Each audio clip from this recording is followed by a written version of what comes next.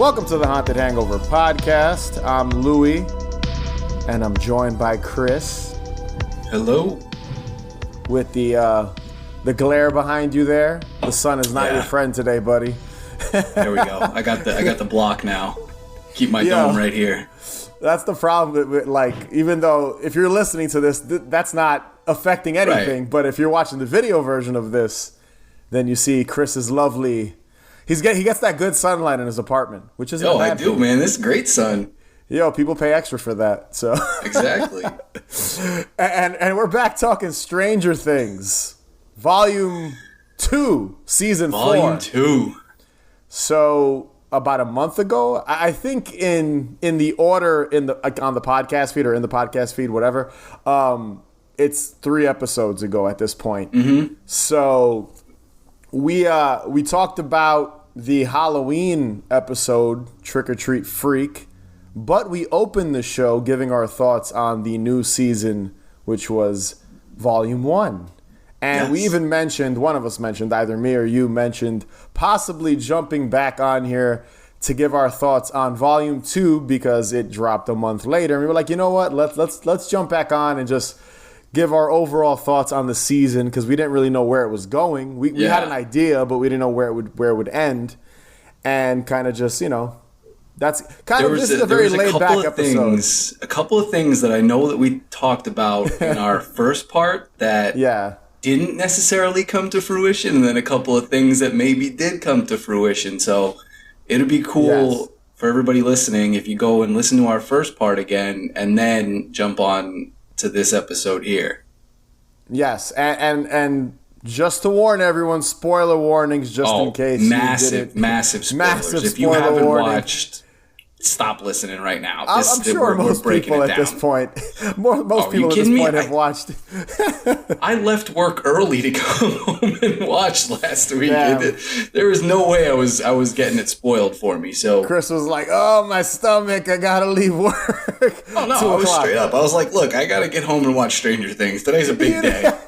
You didn't even lie to them. You were just keeping it real. No. Yo, I have to get home ASAP and watch Stranger Things. Got 4 hours almost. I'm saying we put in some time. It was like 4 hours worth of episodes. Like it was a lot of time. I needed a half day of work and the other half of my work day was Stranger Things.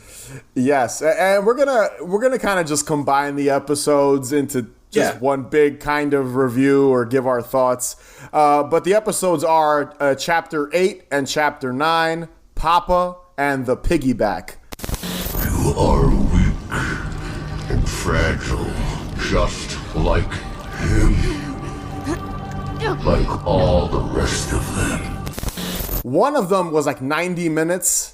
And that's Papa, and the Piggyback was 2.5 hours, which is wild. It's a feature. That's feature length. That's more than a feature. That's like an Avengers level. That's a Lord of the Rings film, basically. That's epic. That's a very. I'm surprised they didn't advertise it as a movie, just like standalone kind of thing. Yeah, the whole season for the most part, and I'm pretty sure we said that in our previous episode talking about what we thought of the first half, but. Every episode's long, but these two are extra long. These are like jam-packed with shit. Well, I think the Duffers said somewhere that next season is going to kind of go back to the more standard run times. I think they just, it's been a while, and with the pandemic and everything, there was a lot to accomplish with this season, so the run times were beefed up considerably. I didn't mind it. There were a couple of things that I could have, taken or left, like we mentioned in the first half, the Russia stuff. And while it did kind of coalesce and tie in to the larger narrative toward the end, it did still feel tertiary to the story. Yeah, for sure. I still feel the same way. I still think that was my least favorite part of the entire season. I thought I didn't hate it. I'll be honest. I felt like the second half, Volume 2, it did pick up. The way absolutely. It picked up tremendously just with the whole, with learning about that dust and the creatures, and then Hopper and his fucking He-Man sword fight he has.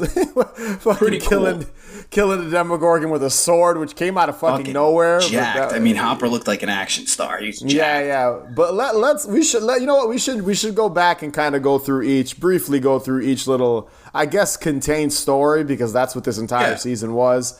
What did you think of the whole? Now, I'm not gonna lie. Even, you know what else it felt a little, and we'll start with this one. The whole surfer pizza truck gang, I'll call it, with Will, Mike, and what's the brother's name? I forget his fucking name. Jonathan and Argyle. And then Argyle. Like, even surfer that, like, pizza. Like, even their mission to find 11 was a little meh. At times, I was like, all right, let's get back to Hawkins, and that's kind of...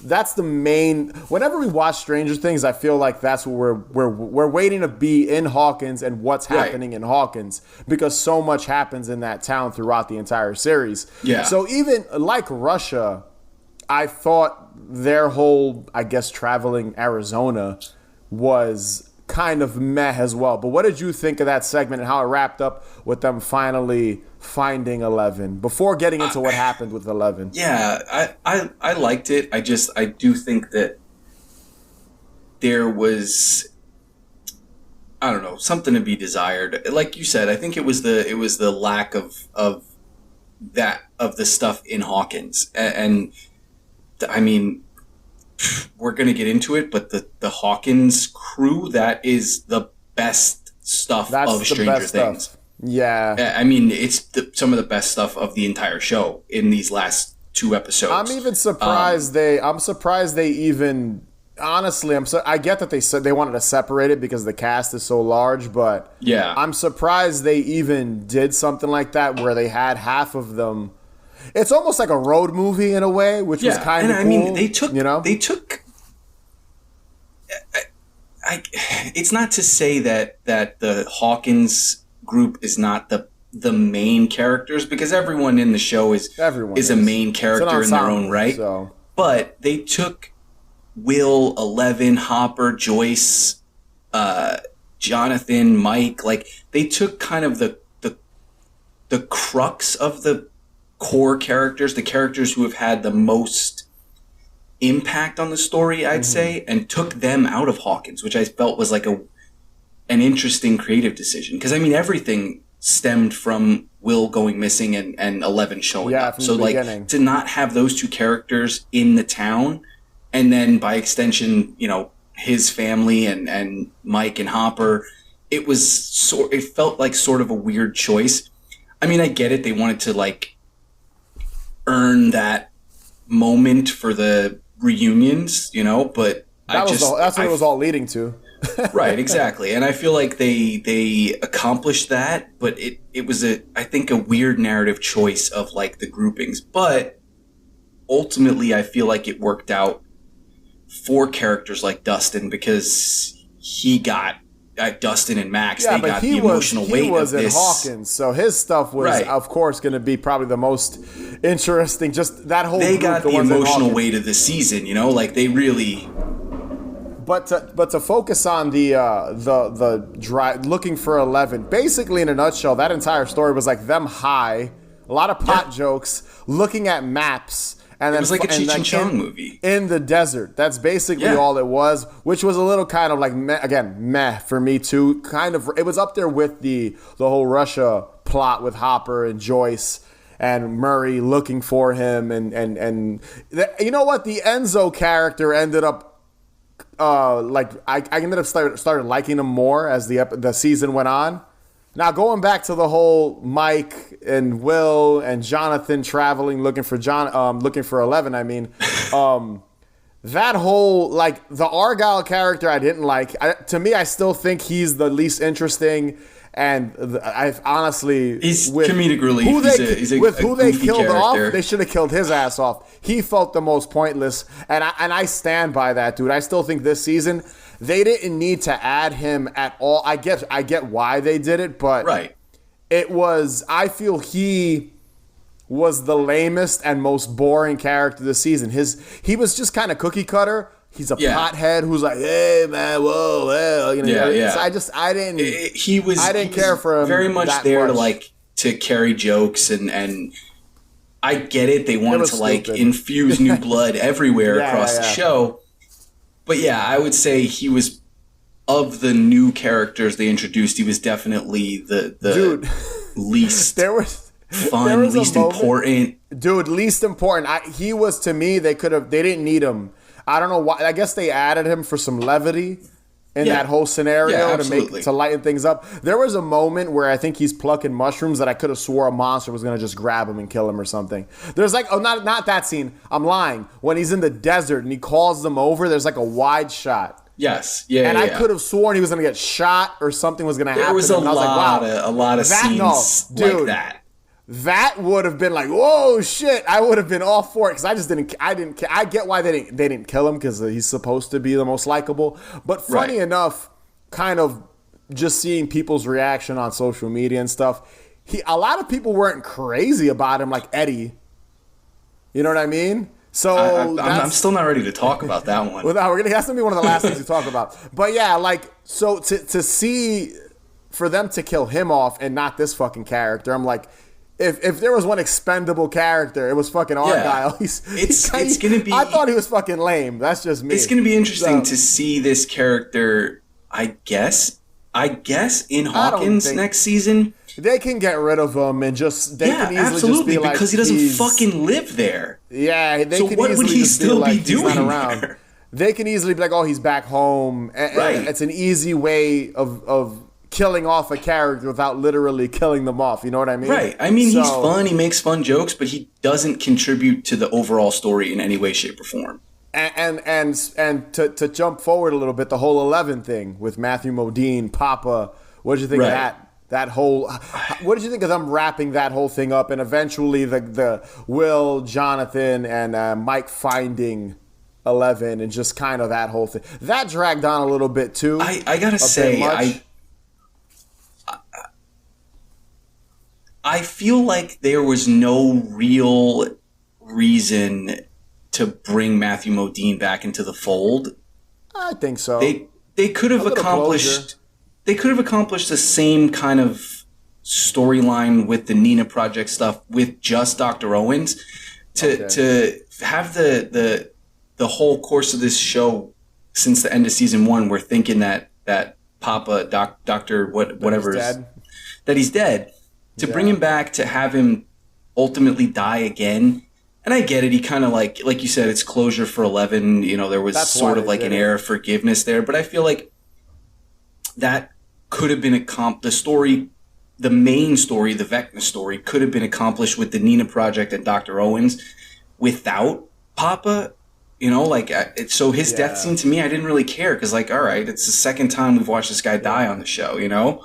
Yeah, I honestly think the reason why they brought him back was because of Vecna and Henry. Right, and everything goes back to the past kind of thing. That's why they had to bring him back because I think the whole point was, if you look at how the season starts, you think 11 is responsible for killing everyone, and then you find out it wasn't her, it was Henry that did it. Vecna, number 1, he has 3. They even make a joke of that on the show. Yeah. What are we calling him now? But his whole... That character basically is responsible for slaughtering all the other kids and causing all this destruction, and 11 just kind of banished him, or she thought she killed him, banished him into the Upside Down. So that's why I think they brought back the Papa character, Matthew Modine's character. They brought him back because they just wanted to kind of tie that all together to the main bad guy that we're meeting, that is obviously coming back for season 5. He's not fucking dead. Yeah, of course. With the way I will say on a quick aside,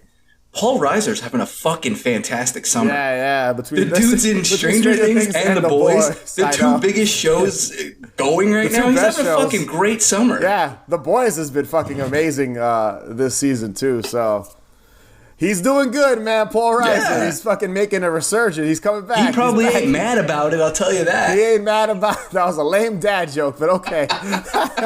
But yeah, dude. Like I said, I feel like the whole 11 thing was just that. It was leading to him being killed off, and then the reveal of who Henry Vecna, number 1, who he is and what going back what he to his story. represents. Because even watching this volume 2, dude, you completely forget about like the whole Robert Englund, like that family and that house.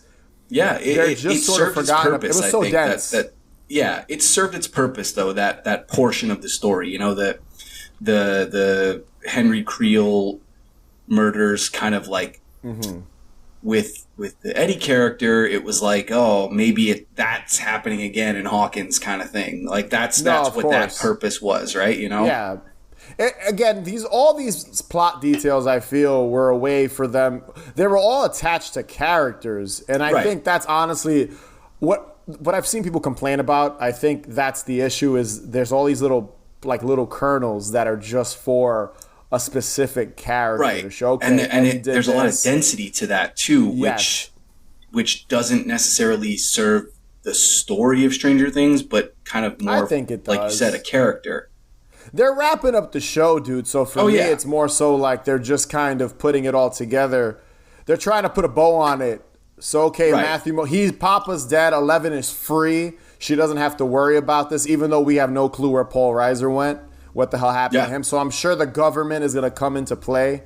They wouldn't have introduced the military characters if they weren't going to continue to factor in and kind of be a thorn in their side, especially with, we'll get into the way Hawkins is left at the end of the season. Yeah. And honestly, let's just jump into that. So when it comes to what I call like storyline A, you know, because I think it's like A is the Hawkins storyline. Yeah. B is Russia, I would say.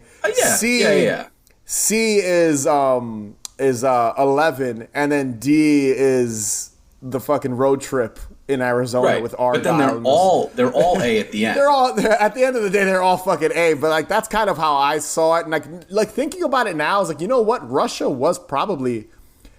I think the Russia storyline kind of rubbed off on me in these last 2 episodes. I wasn't liking it as much. Now that I think about it, I was like, you know what? I think I did like it more than the whole Surfer Boy Arizona looking for 11 storyline. The Demogorgon Fight Club was fucking cool. The Hopper, like badass Hopper with the fucking sword taking out the Demogorgon was really cool. And they never answered what that they told us what the dust was, but there was no real closure on it, so I'm guessing it's going to come back. Or maybe I missed something. That to me is the most... the Demogorgons, the Demodogs came back, the little Demogorgons. So that's the most interesting stuff to me. Like, so we find out through the course of some exposition from Vecna, while earlier in the season, Dustin said that if the Mind Flayer was like the leader, then Vecna would be his like right-hand general or whatever he said. Or something, yeah. We find out from Vecna that it's basically the reverse of that. Yeah, he's been the ringleader. He is the one behind everything. And I don't know how I feel about that yet. It feels kind of out of left field. But at the same time, I've seen people post up little things online where, like, when you go back to the episode with Billy, I don't know if it's season, I think season 2. Yes. He's talking differently, and his mannerisms are different. So people are saying that he was being controlled by Vecna the entire time, which makes sense if Vecna is the Thanos of this situation. Right. If Vecna's the Mind Flayer, ultimately, there's obviously the clues are there, but I it's always tough, especially like in a show like this when they introduce something in the now that they then retroactively tie into the show. That was there the entire time, but we never they never referenced it before. Right. It doesn't necessarily always work. You know, if you're going to sit and pick apart every single clue, you're going to find holes in it. But on the surface level, I think it works. And I think there's a lot of duality in Will and Henry that I think Will's going to play probably a lot larger of a role than he's ever played before in the next season. And I feel like this season was Max's season. Yeah, right. And for the most part, I feel like it's like Max and Eddie, even though Eddie was a supporting character for the most part since he was fairly new. But this was Mac's season, and even the way it ended, and talking about the whole Hawkins storyline, the whole thing with that was her basically using herself as bait to lure Vecna in, and then 11 trying to use her powers. She died. Max died, and 11 brought her back. I guess. I don't know. So where they said that's going. The fourth victim was the one to break it open. And that's what happened at the end. So I would say Max died, but I feel like when 11 brought her back, there's something else going on. Stopped what was going on, to a point, because I feel like it probably should have been a lot worse than it was. Well, when 11 visits her in her mind or whatever, she can't find her. So she's brain dead is what I'm getting. I that's what I got from it. There's going to be some interesting stuff with Max. I've read some theories online that Max is going to be able to see in the Upside Down, but not in real life, which could be kind of cool. Yeah. I mean, the thing is, we're waiting 2 years. Whatever. At the very that doesn't least. bother me. That doesn't bother me. So there's nothing but time to theorize for people, So there's going to be these theories and everyone speculating on what's going to come next and all this and that. And in all honesty, dude, they could do whatever they want. We can jump 2 years to 1988 or 1989, 3 years, and Max will be awake from the coma, but there's something wrong with her. Right. So, there's a bunch of different ways they can go with it. I did want to talk about that whole segment with them in the house and Max being taken. I'm surprised, dude, that they fucked her up that bad with the bones breaking and the blood. That scene was fucking and great. And then Lucas having a fight. I forget the bully's name. Lucas crying, fighting with Jason. Jason, yeah, him. That whole scene was great, and I loved how he had to put up a fight. Her Kate Bush tape player was broken. They're getting smashed. The fucking Walkman was destroyed, so they couldn't go to Kate Bush to save her. I was sitting there yelling when this shit was happening, watching it. No! And that's the reaction you're supposed to have. You're invested. You're supposed to she won't be running up that hill and to save her. You're supposed to be rooting for them. So it was. Yeah, it was the last, I'd say, I don't know. There's so much to this fucking show, dude. And that's really, honestly, and I want to go into the whole Eddie thing because I think Eddie is everyone's fave for the most part. I think most people like Eddie as a character. It's to me the issue in a way with the show, to focus more on the ending and how it ended, because we're just kind of just going off the cuff on memory and just what we thought of it. I will say that it was great to see all the characters reunite.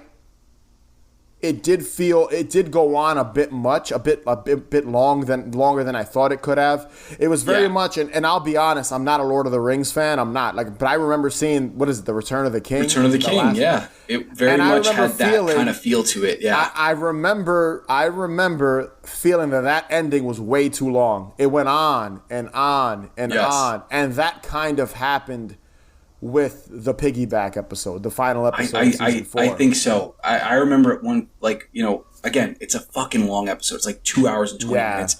There was a point where obviously I had to get up and go take a bathroom break. And the good thing about Netflix is you can pause shit. I remember pausing it, thinking we got to be real close to the end here. Some real horrific shit has happened. There was still about 45 minutes left to the episode. And I was wow, what else could possibly happen? Well, they wanted to reunite all the characters, and that was the whole point of that ending, was reuniting Hopper and 11, and right, and those are well-earned moments. I enjoyed seeing all that. I'm waiting for the real reunion next season when Hopper and the 2 deputies get back together. If they don't show us the 3 of them getting back together, the whole show's for naught. I'm sure that we'll get to that eventually.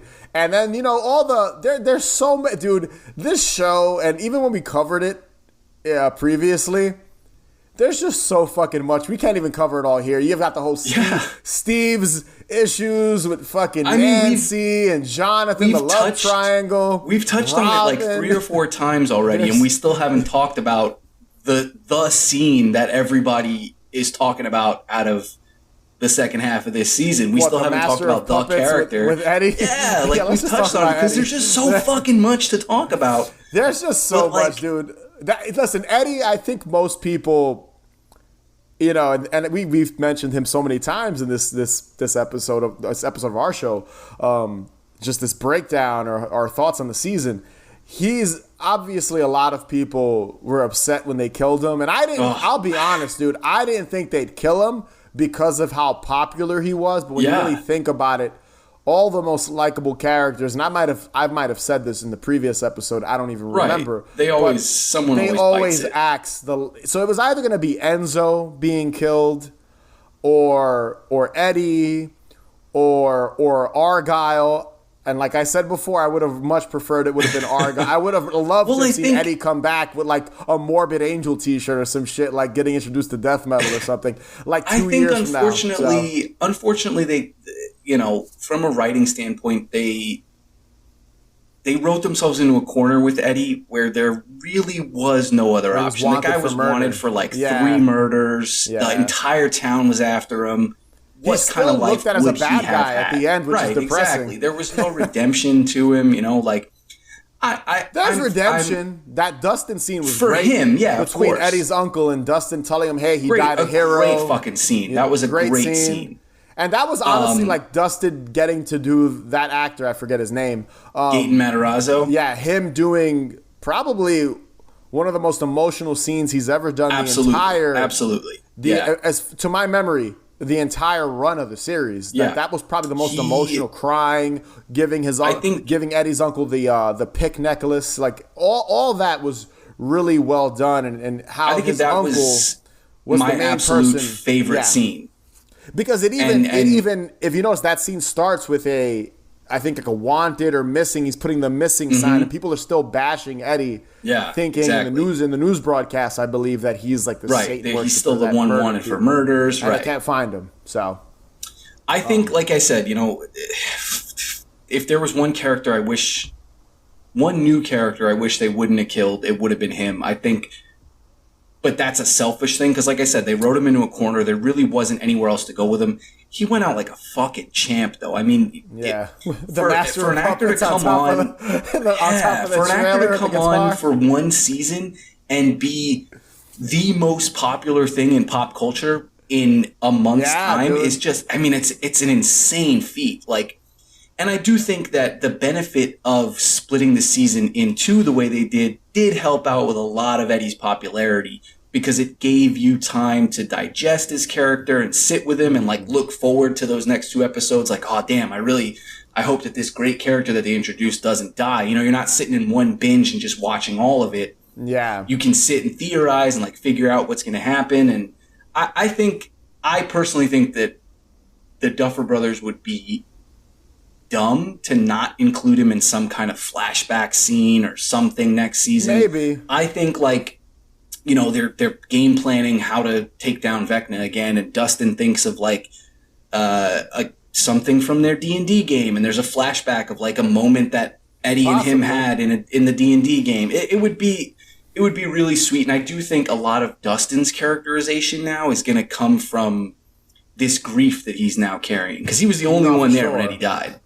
Well, he still has that whole relationship with Steve, too, remember? Right. So I'm looking forward to seeing how that's going to play out, because he's clearly going to be worried that this other guy that he looks up to and is a great friend and companion to him now something's going to happen to him. So there's a lot of nothing happened to Steve, dude. Everyone. Thank goodness. Yeah. I will say, thank goodness, man. They were really setting up Steve to take a big fall. Dude, I like after he got bit by those demon bat things from the Upside Down, I thought he was done for. I thought there was going to be a cliffhanger where something is wrong with him now after being bit. Yes, yeah, like poison, some kind of shit, yeah. It was almost like he didn't even get injured. But then when you think about it, he gets injured every season almost. Something bad happens to him. And it also works out because, you know, you see that Steve didn't die from these bat bites. So as Eddie's getting bit by them, you're like, it's fine. Steve survived. Eddie's going to be fine too. But then ultimately, Eddie's fucking. That's not what happened. Steve is fucking Superman. He survived this. Well, Eddie was attacked by way more fucking bats. So I don't know. You know, it's a different, I guess, different situation. And he sacrificed himself. There was this big heroic moment. You know, great after moment. the whole the whole Eddie I'm glad they used storyline, Masters of the Puppets, dude, to like really cement. That my only television is going to have a hard time topping that this year. No, my only issue with the characters, I wish there was more like thrash metal and metal in the actual show. There isn't. That was really it. There wasn't like more, like he jokes about like this is music, holding like an Iron Maiden. Yeah, the Iron Maiden. And he has like the Dio patch on his back. Yeah, like I wish there was more of that, you know, but we didn't really get to sit with him enough. We got the scene with him and with Chrissy where he gives her the weed. He's trying to sell her weed. Yeah. And, you know, early on, I wasn't sold on him 100%. I was like, what was the point of this character? But he once again, he grew on me. The season is so fucking long.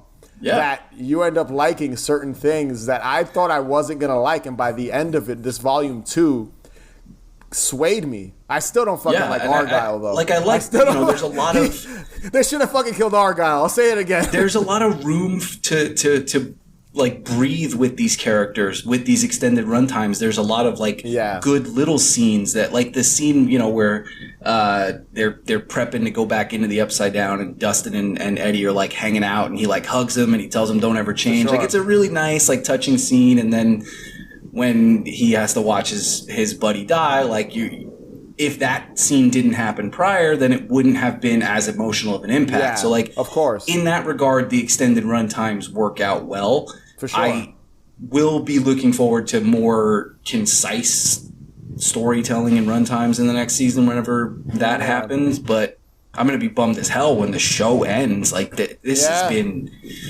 a hell of a season, an absolute hell of a season. What did you think of the ending? What did you think of the whole thing with the Upside Down finally breaking into Hawkins? I'm guessing that's where next season's going to go. I don't know how the time jump is. I don't know how that's going to work. Yeah, I'm assuming that all of Hawkins is going to become off limits to people, or something. And 11 has to go back in because I'm assuming Vecna's plan is to take over the world, make the entire Earth the Upside Down. And that's what he said. But he just wants to, like, rid it of humans, which is, like, a very, like, mediocre bad guy plan. But it works for the show. The stereotypical bad guy. That was Thanos' fucking plan. Exactly. It's the same. And I mean, this movie had like an Infinity War type ending. Like the good guys kind of lost. Yeah. So, you know, again, for me, I think we'll do brief predictions because I honestly don't know where the show's going to go. I'm just assuming that's going to be kind of the plot. Obviously, Stranger Things has like 8 storylines all leading to one thing, but I'm pretty sure it'll just end up being that Vecna, Henry, number 1, wants to eliminate humans from the world and have the Upside Down dimension be the main, dimension, I guess, and kind of get rid of everyone. And then 11's going to defeat him. I'm still sold that 11's going to die. I kind of feel like they're setting her up too. Yeah, I think they're setting. I think I said it in the last episode. I still say I think out of the characters, I'm going to say it now. I think Steve is going to die. I think they've faked it out way too many times in the last season. And like in a year or two from now, whenever the hell we'll come back and do a Stranger Things follow-up, I think they will kill Steve off. I think 11's going to die. And I could honestly see Will dying too out of the main cast. That one I think is kind of a Max. I think Max is gonna come back. I don't know how they're gonna explain it. I have no fucking clue. It's gonna be some convoluted way, but she's like a blind cripple at this point in a coma. To fake out, like I was hoping, and that's one thing I didn't like is that I wish they would have just killed Max off. But I get it. She's such a likable character. And that goes back to what I said when we talked about Stranger Things in the last episode. I don't think they have the balls to kill off a lot of these people. And the character of Max, it shows you that. They didn't have the balls to just... I was like, wow, they actually killed her off. But no. It kind of undercut the moment, too, to bring her back like that, too. And that I didn't... It made more of an impact. That was really the one thing I didn't like. That was really, besides maybe some little, some editing happening to tighten up the episodes, but plot-wise, The one thing I just flat out didn't like was the cop out of her surviving. 11 bringing her back to life. I think it should have just been that was the end of it. And there's no stakes. Like, there would have been stakes. Oh shit! They killed Max in season 4. Who's gonna die in season 5? They just because like Eddie's the only major character to die. Like and he's an adult. He was new. He was introduced. Right. Exactly. Yeah, and he's a new character. So that's what I'm saying. I feel like out of the core group who have been there for several seasons, I really can only see 11 sacrificing herself to defeat Vecna, Steve doing something to protect Dustin or something like that, and that's how he dies.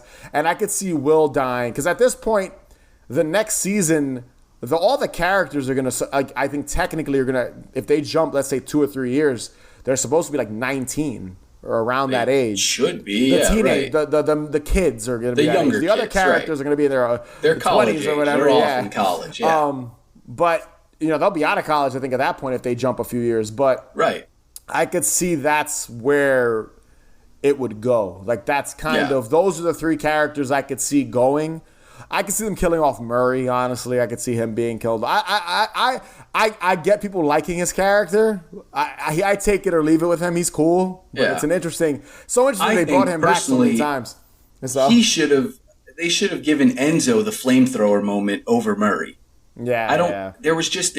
I mean, I get it. Like, him and the other guy with Dimitri, or whatever the other guy's name was, they showed up in the helicopter to make the save, but... They didn't really give Enzo like a big, like, cool, heroic moment that they built up to. They built up to this guy wanting to redeem himself, and then like Murray gets the cool flamethrower moment. Dude, there's the whole ending, and I don't. It's TV, film, fiction, whatever. Right. I don't overthink these things. Like, if you really think about it, how the fuck did Dustin with a broken leg hop back into that fucking hole and go back into Hawkins? How did he leave the upside down?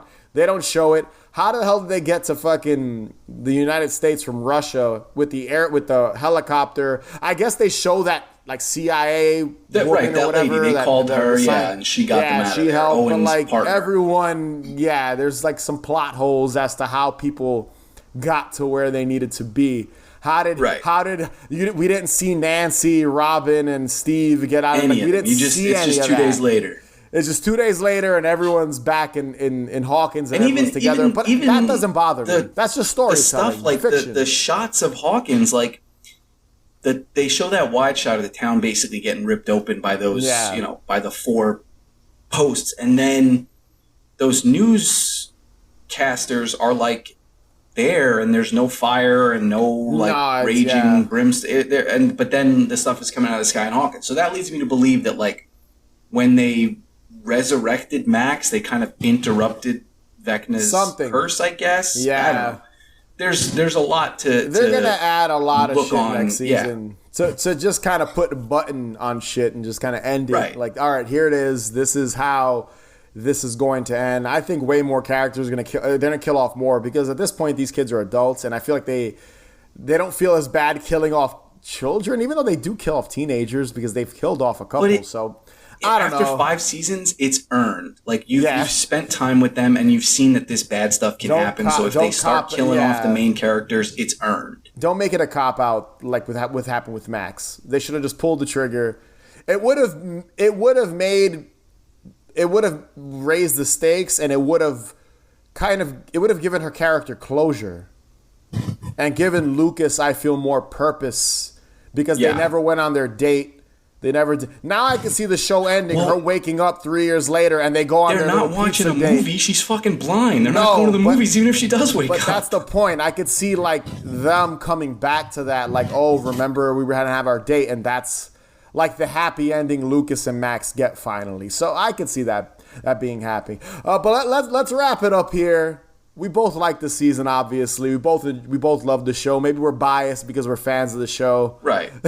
I'm looking forward to season 5. It hits all the marks for me. Yeah, it's fun. It's like a fucking event. It's almost bigger than a movie that's coming out now, which is wild to think. And like something in theaters. Like, I get more excited, in all honesty, for Stranger Things than I do like a Marvel movie. But that's just my own. Absolutely. That's just my own personal taste. Like, I don't give a shit that much about. I fucking took a half day at work to watch the show.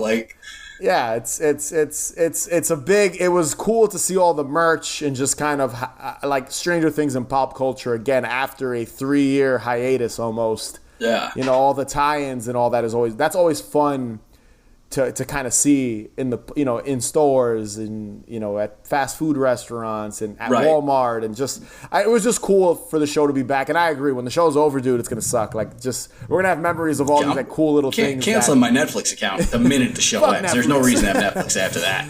But yeah, it was a great season. It was a good season, and you could always nitpick about stuff, but I enjoyed it, dude. I thoroughly enjoyed it. And I know you did sit back and enjoy the ride. That's it. That's all you can do, man. Sit back. That's exactly what it is, a ride. Fine, we can't find anything. Seriously, what is all this shit? I mean, what are you even looking for? Madonna, Blondie, Bowie, Beatles, music. We need music. This is music. So those were our thoughts on Stranger Things 4, Volume 2. Be sure to subscribe to our YouTube channel. Follow us on Instagram and Twitter at Haunted Hangover. Check out our Patreon page, patreon.com/Haunted Hangover 31. If you could rate and review us, that would be greatly appreciated. And remember, the best cure for a hangover is more booze. Catch you guys later.